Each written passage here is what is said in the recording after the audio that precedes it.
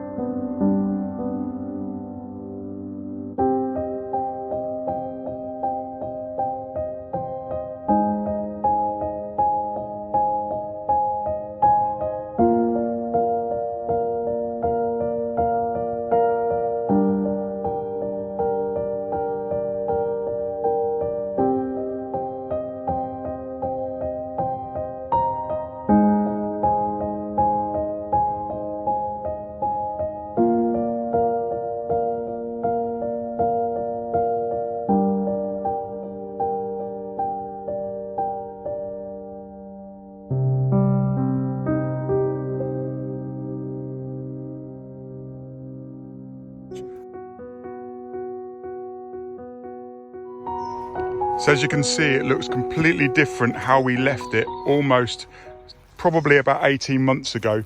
Now the vegetation has gone wild. We've got a little bit of open water down here, lots of frogs, lots of newts.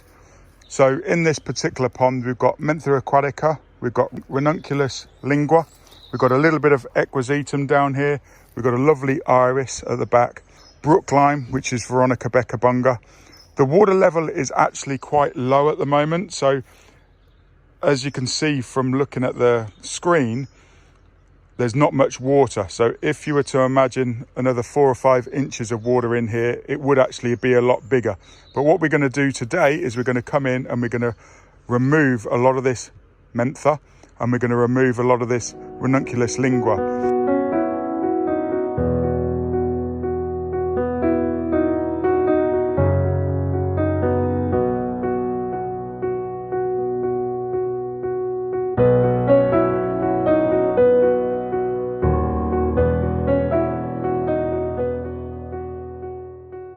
You can see the tide mark just here where the water should be. So what we're doing is we're clearing out an open area of water here and thinning out the mentha on this side.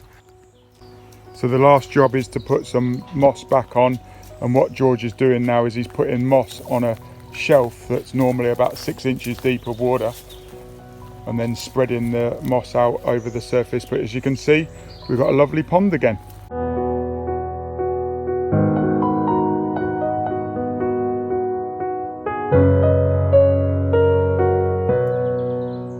So what that does is that just allows an area for southern hawkers, chasers to over deposit and lay their eggs in. So that's a beautiful damselfly pond, lots of erect stems. So if we were coming back in a month's time, then we would cut all of this iris back, we'd take out some more of this brook lime, but the brook lime stays evergreen. And at the back there you can see that stone, that's actually the edge of a planting pocket that goes right back where I'm standing now. So the actual edge of the pond is those two stones, and then you've got a big planting pocket full of brook lime.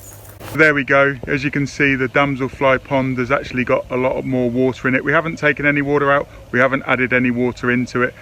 It's really a spring pond. Damselflies are a lot more that, I haven't seen a damselfly for a few weeks now. Yes, it has been cold. We've seen a few hawkers just recently in this beautiful sunshine, but now this damselfly pond is looking marvellous. Thanks for watching. My name's Mark, the Pond Advisor, and I'm here to support you dream, plan and enjoy ponds and water features. And until next time, see you in another video.